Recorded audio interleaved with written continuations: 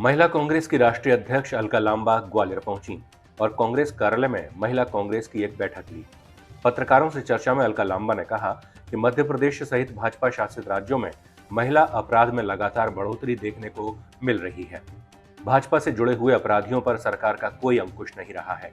अपराधी खुलेआम घूम रहे हैं, लेकिन उनमें कानून का कोई डर नहीं है। भाजपा सरकार अपराधियों को संरक्षण दे रही है।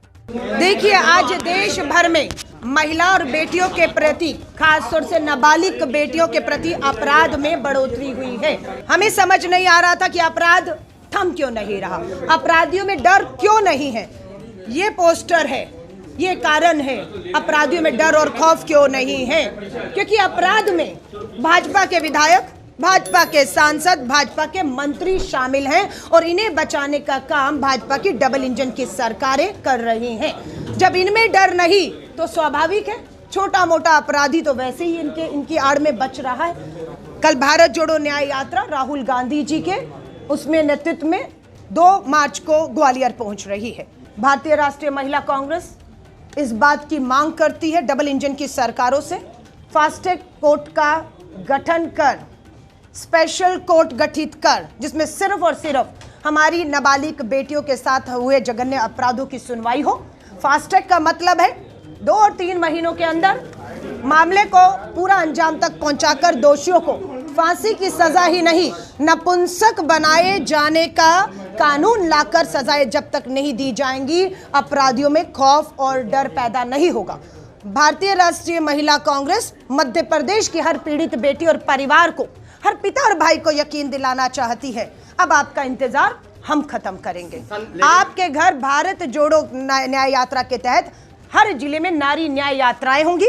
हम आपकी दहलीज पर पहुंच रहे हैं। आपको किसी भी तरह की कानूनी, आर्थिक मदद, अपनी लड़ाई को लड़ने की जरूरत पड़ेगी, हम आपको वो सब मदद देंगे। वो ढोंग और दिखावा कर रही है भाजपा का बेटी बचाओ के तहत किसी भी तरह का जो धरना प्रदर्शन है वो ढोंग है, वो दिखावा है।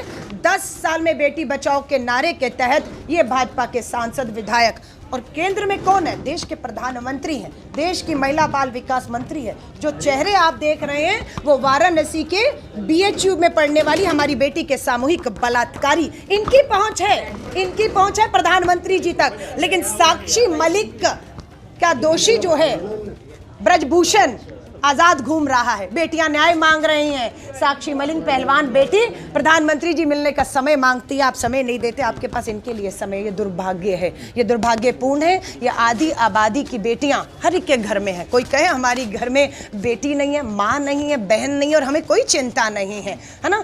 आप पत्रकार बाद में होंगे, लेकिन आप भी एक पिता, एक भाई हैं, है ना। आपकी भी चिंताएं हैं कि समाज में सुरक्षित हमारी बहन बेटियों को होना चाहिए। ये आवाज़ सिर्फ महिला कांग्रेस की एक राजनीतिक आवाज़ नहीं है, ये आधी आबाद की देश की बेटियों को सुरक्षित करने की मांग है। ये भाजपा की बौखलाहट है, 400 पार का नारा दे रहे हैं, लेकिन सच्चाई ये है कि दिल्ली की दहलीज पर किसान का अन्नदाता एक बार फिर पहुंच चुका है, आंदोलित है। कोर्ट की टिप्पणी है कि किसान है वो, आतंकी नहीं है। प्रयोग कर रहे हैं आप कि ड्रोन से कैसे आंसू बम के गोले छोड़े जाते हैं। 2 किसान शहीद हो गए हैं। तो ये 400 पार का जो आंकड़ा है ना, वो आंकड़ा पार नहीं करेंगे। इनकी अकड़ तोड़ने का काम देश का अन्नदाता, देश का बेरोजगार युवा, आदि